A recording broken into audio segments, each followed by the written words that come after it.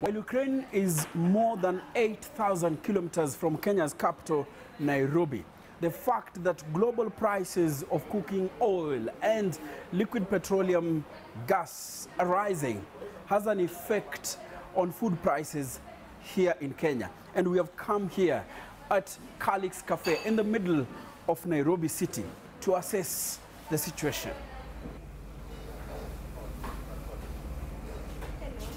Oh, thank you so much. Let me see what you have.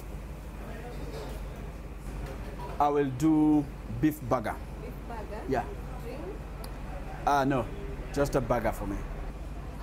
Well, I'm going through the menu here and it seems that this joint is yet to increase food prices.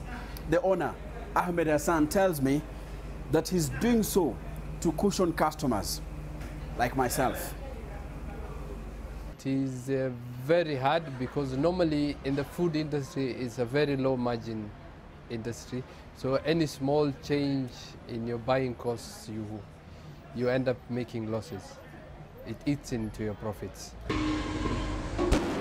Ahmed says cooking oil and gas are key commodities in his trade, and the rise in their prices is having a direct impact on his business. We really suffered for the last 1 year during the COVID period. After that, the spending power of the customer is very low, so we no longer get the numbers that we used to get. Sales volumes are very low. So now that you get increase in your materials, it just becomes a very difficult situation to survive in. Well, and my burger is here. Thank you so much. Welcome. Its main ingredient, as you can see, is wheat. But did you know that most hotels and households in Kenya rely on wheat imported from Russia and Ukraine? According to the UN Food and Agricultural Organization, Russia is the world's largest exporter of wheat, and Ukraine is the 5th largest. Together, they provide 19% of the world's barley supply, 14% of wheat, and 4% of maize, making up more than 1/3 of global cereal exports.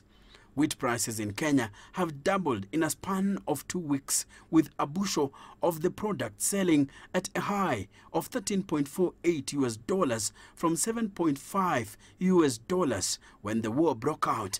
Countries like Egypt and South Africa, which consume a lot of wheat from Russia and Ukraine, will now be seeking an alternative source market in order to meet the demand for the commodity.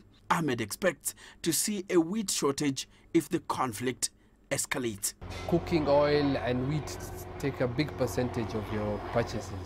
Ahmed began this business in early 2020 in the midst of the pandemic, and so he has experienced a fair share of struggles, and he says he can only stretch to a certain limit from which he will be forced to adjust. In simple terms, he will be forced to pass the extra cost to the consumers. Enock, Sikolia, CGTN, Nairobi, Kenya.